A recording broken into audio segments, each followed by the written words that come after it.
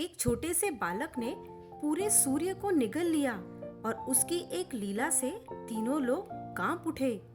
आइए आज सुनते हैं उसी महावीर बाल हनुमान की यह अद्भुत कथा। प्राचीन काल की बात है। वानर राज केसरी और माता अंजना के आश्रम में एक दिव्य बालक जन्म ले चुका था। यह बालक साधारण नहीं था, यह थे पवन पुत्र हनुमान। एक सुबह बाल हनुमान ने आकाश की ओर देखा। लाल लाल चमकता सूरज उन्हें एक रसदार फल जैसा दिखाई दिया।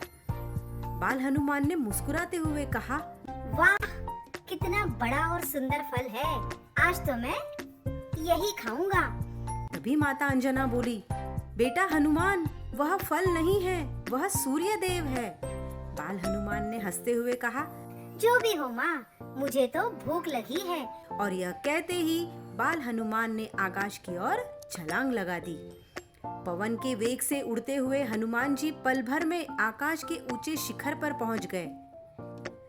तभी सूर्य देव ने एक बालक को खुद की तरफ बढ़ते हुए देखा और वह चिंतित हो गए। उन्होंने सोचा कि यह कौन सा बालक है जो निर्भय होकर मेरी ओर बढ़ा चला जा रहा है। जैसे ही हनुमान जी सूरज के पास पहुंचे, उन्होंने सूर्य को निगलने का प्रयास किया और तीनों लोकों में अंधकार छा गया।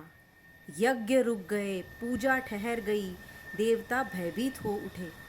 देवताओं के राजा इंद्र ने अपना वज्र उठाया और यदि सूर्य को कुछ हो गया तो सारी सृष्टि नष्ट हो जाएगी। यह सोचकर वह वज्र सीधा हनुमान जी के ठोड़ी पर छोड़ दिया और हनुमान जी वज्र का प्रहार सहन ना कर सके और मूर्छित होकर धरती पर गिर पड़े।